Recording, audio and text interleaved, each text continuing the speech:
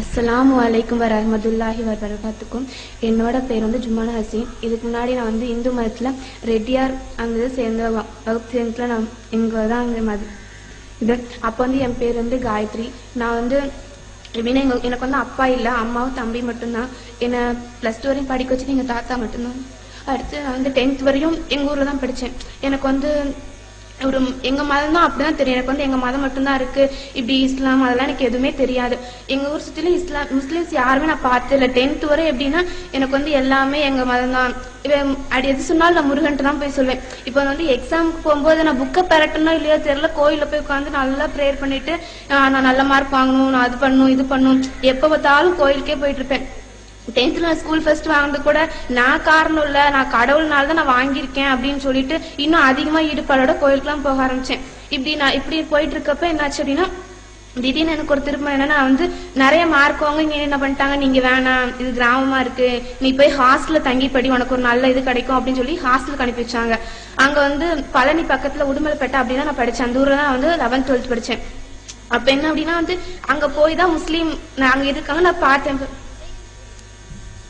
அங்க வந்து முஸ்லீம்ஸ் வந்து அங்க ஒரு பொண்ணை பார்த்தேன். எப்படின்னா 11th படிக்கும்போது எனக்கும் அவளுக்கும் ஆகவே ஆகாது. நான் வந்து என் மூஞ்சி பார்த்தா அவ திரும்பிக்குவேன், நானும் திரும்பிக்குவேன். என்ன பண்றேன்னு அப்போ ஒரு போட்டியா இருக்கும். ஏன்னு தெரியல, அவளுக்கு எனக்கு பிடிக்கவே பிடிக்காது 11th படிக்கும்போது. ஆனா இப்படி இருக்கப்ப 12th என்னாச்சு, அல்லாட நாட்டம்னு நினைக்கிறேன். 2 பேரும் ரொம்ப க்ளோஸ் ஃப்ரெண்ட் ஆயிட்டோம். இப்படி ரொம்ப க்ளோஸ் ஃப்ரெண்ட் எப்படின்னா 11th படிக்கும்போது மூஞ்சே பாத்துக்காதவங்க அவ்வளோ க்ளோஸ் ஃப்ரெண்ட் ஆயிட்டோம். எல்லாமே கேட்பாங்க என்ன இப்படி ஃப்ரெண்ட் ஆயிட்டீங்க அப்படின்னு சொல்லிட்டு. அது அல்லாட நாட்டம் எனக்கு அப்ப தெரியாது. கொஞ்ச நாள் போகும்போது அவ வந்து ஏதோ பேசிட்டு இருக்கப்ப என்ன திட்டினா, உனக்கு அறிவு இருக்கா, ஒன்னா அதாவது சிலை வணங்குறீங்களே உங்களுக்கு அறிவு இருக்கா அப்படின்னு கேட்டா. நான் இதுல போய் என்ன இருக்கு அப்படின்னு கேக்குறப்ப, அதாவது உங்களால ஒன்னு உருவாக்கப்பட்டுச்சு, அதை வச்சு எப்படி உங்களுக்கு வந்து நன்மை கிடைக்கும் நினைச்சு வணங்கிட்டு இருக்க, உனக்கு தான் அறிவு இல்லை அப்படின்னு சொன்னா. இல்ல நீ தான் பொய் சொல்ற அப்படின்னு சொல்லிட்டு அவளை இது பண்ணிட்டேன். நான் அப்ப சொன்னேன், நாங்களாவது எங்க கண்ணு முன்னாடி ஒண்ணு இருக்கு சிலைன்னு சொல்லிட்டு அதை வணங்கிட்டு இருக்கோம், நீங்க ஒண்ணுமே இல்ல, நீ ஒரு திசை பார்த்து வணங்கிட்டு இருக்கீங்க, என்ன சொல்றியா அப்படின்னு சொல்லிட்டு அவகிட்ட நான் வந்து அவளை இது பண்ணிட்டு போயிட்டேன். ஆனா அவ என்ன விடல, இல்ல நீ தப்பு பண்ற, சிலை வாங்க கண்டிப்பா நரகத்துக்கு போயிருவா அப்படின்னு சொன்னா. பரவாயில்ல போனா போயிட்டு போறேன், நாங்க எங்களுக்கு இதான் தெரியும், வேற எதுவும் எங்களுக்கு தெரியாது அப்படின்னு சொன்னேன். அவ வந்து சொல்லுவா, நீங்க ஏதாவது நாங்க வந்து எங்க கடவுள்கிட்ட எங்களுக்கு ஏதாவது வேணும்னா துவா கேட்போம், கேட்டு அது நிறைவேறிடுச்சு அப்படின்னா நன்றி சொல்லுவோம். ஆனா நீங்க அப்படி இல்ல, பார்த்தாலும் போய் எனக்கு நல்லா இருக்கணும் நல்லா இருக்கணும், நல்லா இருந்தா கூட மறுபடியும் நல்லா இருக்கணும்னா கேட்பீங்களா தவிர எனக்காவது நன்றி சொல்லிருக்கீங்களா அப்படின்னு கேட்டா. நான் யோசிச்சேன், ஐயோ தப்பு பண்ணிட்ட மாட்டிருக்கேன் அப்படின்னு நினைச்சிட்டு அதிகமா கோயிலுக்கு போக ஆரம்பிச்சேன். அவன் 5 நேரம் தொழுதான், நானும் 5 நேரம் கோயிலுக்கு போவேன். எப்படின்னா அவ வந்து தொழுகை ரொம்ப ஆசையா இருக்கும். அவ மட்டும்தான் மார்க்கத்துல பெருசா இருப்பாளோ, நம்மளும் நம்ம மதத்தை பெருசாகி காட்டணும், இவன் மட்டும் அடிப்பாளோ அப்படின்னு சொல்லிட்டு அதிகமா கோயிலுக்கு போக ஆரம்பிச்சேன். அவ சொன்னா, ரொம்ப தப்பு பண்ற, மறுபடியும் தப்பு பண்றது நல்லதில்லை அப்படின்னு. பரவாயில்ல எனக்கு எங்க மதம் தான் பெருசு, நீதான் போய் சொல்ற அப்படின்னு சொல்லிட்டான். சரி அவ வந்து என்ன விடல, மறுபடியும் சொல்லுவா, இப்படி எல்லாம் நிறைய புக்ஸ் எல்லாம் கொடுத்து படி அப்படின்னு. நான் படிக்க மாட்டேன், நீ போய் சொல்றேன் அப்படின்னு சொல்லிட்டு விட்டுருவோம்.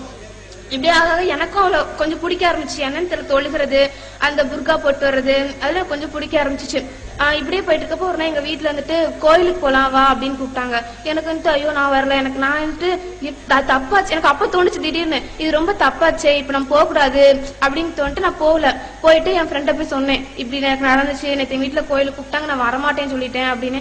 அதுக்காக சொன்னா, போக வேண்டியதானே, நீ தானே சொல்லுவாங்க மதம் பெருசுன்னு, போக வேண்டியதானே அப்படின்னு. இல்ல நான் இப்போதும் எனக்கு கொஞ்சம் பயமா இருக்கு, இல்ல நான் இஸ்லாம் தான் உண்மையை எனக்கு தோணுது, எனக்கு நிறைய சொல்லி இஸ்லாம் கொடுத்தான். அப்போ வந்து அவன் மன்னரை மர்மம்னு ஒரு புக் கொடுத்தான். அதை படிச்சதுக்கு அப்புறம் எனக்கு ஒரு ஷாக்கு, ஐயோ இந்த உலகம் தான் நினைச்சோமே, இதுக்கப்புறம் தான் உலகமே இருக்காட்டுருக்குது அப்படின்னு நினைச்சிட்டு இப்ப இந்த உலகத்தோட முடிஞ்சு போயிரு நம்ம வாழ்க்கை, இதுக்கப்புறம் எதுவும் கிடையாது அப்படின்னு நினைச்சிட்டு எனக்கு தான் தெரிஞ்சு இதெல்லாம் பொய்யான வாழ்க்கை, இதெல்லாம் சும்மா கொஞ்ச நேரம் தான், இதுக்கப்புறம் தான் உண்மையான வாழ்க்கையே இருக்குன்னு தெரிஞ்சுட்டேன். எனக்கு என்ன பண்றேனே தெரியல. அப்புறம் அவன் நிறைய சொல்லி கொடுத்த மார்க்கத்தை பத்தி எல்லாம் தெரிஞ்சுட்டு, ஆனா எங்க வீட்டுல என்ன பண்ணிட்டேன், கொஞ்சம் தெரிய ஆரம்பிச்சிச்சு. ஆனா அதை அவ்வளவு கண்டுக்கல. நான் ஹாஸ்டல்ல இருந்தனால 12th பப்ளிக் எக்ஸாம் முடிஞ்சு வீட்டுக்கு போகணும். வீட்டுக்கு போனா என்னால மார்க்கத்தை இது இஸ்லாத்தை ஃபாலோ பண்ண முடியாது. ஏன்னா அப்படின்னா எங்க வீட்டுல இருந்து இந்து ரிலிஜன் ரொம்ப தீவிரமா இருப்பாங்க. முஸ்லிம்ஸை பார்த்தவே அவங்க யாருக்குமே பிடிக்காது. ஏன்னா எங்க கிராமத்துல அப்படிலாம் இல்லை இல்லையா, அதனால முஸ்லிம்ஸ் தான் சுத்தமா பிடிக்காது. நான் வந்துட்டு சரி தைரியமா போவோம், வீட்டுக்கு என்னமோ ஆயிட்டு போகுதுன்னு சொல்லிட்டு தைரியமா போனோம். எங்க வீட்டுல என் பேரண்ட்ஸ் பாக்குறப்ப பொட்டு வச்சுக்குவேன், அவங்க போனதுக்கு அப்புறம் எடுத்துருவேன். சிலைக்கு முன்னாடி போய் நின்னுட்டு அஸ்தஃபிருல்லாஹ் நான் மன்னிச்சிரு, தெரியாம நான் நிக்கிறேன், நான் மன்னிச்சுக்கோ அப்படின்னு சொல்லிட்டு நான் பாட்டு வந்தேன். இப்படியே போயிட்டு இருக்க. எங்க வீட்டுல என்ன பண்ணாங்கன்னா பொட்டு வைக்கிறதுல சிலை வணங்குறதுல ஏதோ ஆயிடுச்சு இவளுக்கு அப்படின்னு நினைச்சாங்க. நினைச்சிட்டு கோயிலா கூட்டிட்டு போனாங்க. போய் மலை மேல ஏறு, அதை பண்ணு இதை பண்ணு, கயிறுலாம் கட்டிட்டு விட்டுட்டு வெளியே போட்டாங்க. எங்க போனாலும் ஏதோ ஆயிடுச்சு இவளுக்கு, பேய் அதை மந்திரிச்சு விட்டாங்க, பேய் பிடிச்சிருச்சு, அந்த பிள்ளை இதை மந்திரிச்சு விட்டாவளா அப்படின்னு சொல்லிட்டு ரொம்ப இது பண்ணாங்க. எங்க தாத்தா எல்லாம் கூப்பிட்டு கேட்டாங்க, என்னாச்சு உனக்கு அப்படின்னு கேட்டப்ப எனக்கு ஒன்னு நல்லாதான் இருக்கேன் அப்படின்னா, இல்ல இவ முஸ்லீம் என்ன தெரியுமா, தீவிரவாதம் பண்ணுவாங்க, உன்னை கூட்டிட்டு போய் எங்காவது விட்டுருவாங்க, நீல போகாத அப்படின்னு. இல்ல இதான் அவங்க சொல்றாங்க எனக்கு தெரியும், அவங்க சொல்றப்ப மண்டை ஆட்டினா அதுக்கப்புறம் இல்ல இதான் உண்மைன்னு நினைச்சிட்டு வீட்டுக்கு வந்து பேசாம உட்காந்துட்டேன். இப்படியே பண்ண எங்க வீட்டுல ரொம்ப கோவம் அதிகமாயிடுச்சு. ஃபர்ஸ்ட் கொஞ்சம் பெருமையா சொன்னாங்க, ஆனா போக போக ரொம்ப அவங்களே என்ன பண்ணிட்டாங்க, இதை எப்படி சரி வர மாட்டா போல அப்படின்னு சொல்லிட்டு ரொம்ப என்ன இது பண்ண ஆரம்பிச்சிட்டாங்க.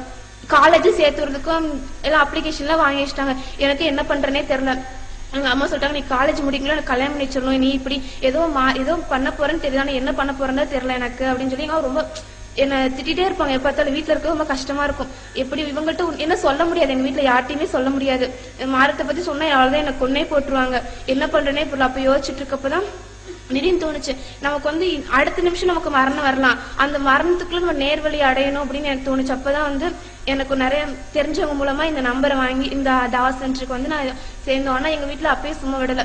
எனக்கு நான் மைனர் தான், எனக்கு 17 வயசு தான் ஆகுது. அதனால என்ன பண்ணிட்டாங்க, என்ன யாரோ கடத்திட்டு போயிட்டாங்க. சுயமா எனக்கு முடிவெடுக்கிற இது இல்ல, யாரோ மனசை மாத்தி இஸ்லாமுக்கு இழுத்துட்டாங்க அப்படின்னு சொல்லிட்டு கேஸ் போட்டாங்க. அப்ப அங்க கோர்ட்டுக்கு போன வாரம் தான் போயிட்டு இருந்தோம். அப்ப என் அம்மா நிக்கிறா, தாத்தா எல்லாம் நிக்கிறாங்க. ஆனா எனக்கு இந்த சைடு அல்லாங்கிட்ட அம்மா. ஆனா எனக்கு எதுவும் என்ன தெரிஞ்சுன்னா அல்லாதான் தெரிஞ்சான். ஏன்னா அல்லாதான் நமக்கு எப்போ வருவான். என் அம்மா அப்ப இங்கே போயிருவாங்க, அதுக்கப்புறம் வரமாட்டேன்னு தெரிஞ்சிச்சு. அப்ப ஜட்ஜு என்கிட்ட கேக்குறாரு, என்ன பண்ண போற அப்படின்னு சொல்லிட்டு நான் தாவா சென்டருக்கு தான் போவேன், அம்மா முக்கியம் இல்ல அப்படின்னு சொல்லிட்டு அவங்கள்ட்ட நான் மூஞ்ச கூட பாக்கல. நான் ஜட்ஜ் எனக்கு அல்லாட நாட்டம். ஜட்ஜ் என்ன பண்ணிட்டாருன்னா, இந்த பொண்ணுக்கு 17 வயசுனால பரவாயில்ல, எப்பயும் அங்கேயே படிக்கட்டும், இவமா கூட அனுப்புவேனா அப்படின்னு சொல்லிட்டு இவமா என்கிட்ட பேசல போயிட்டாங்க. நீங்க எல்லாம் துவா செய்யுங்க, எங்க அம்மாவும் என் தம்பி எல்லாத்துக்கு என் கூட பேசணும்னு சொல்லிட்டு. அது மாதிரி நீங்களும் நல்ல எல்லாம் உங்க ஃப்ரெண்ட்ஸ் யாரா இருந்தா அவங்களுக்கும் தாவா பண்ணி இஸ்லாம் புரியுங்க. எல்லாரும் நல்லா ஈமானோட உறுதியா இருந்து சொர்க்கத்துக்கு போகணும். எல்லாம் துவா செய்யுங்க எனக்காக. அஸ்ஸலாமு அலைக்கும் வரஹ்மத்துல்லாஹி வபரகாத்துஹு. இச்சகோதரிகளுக்காக நாம் எல்லாம் துவா செய்வோமாக.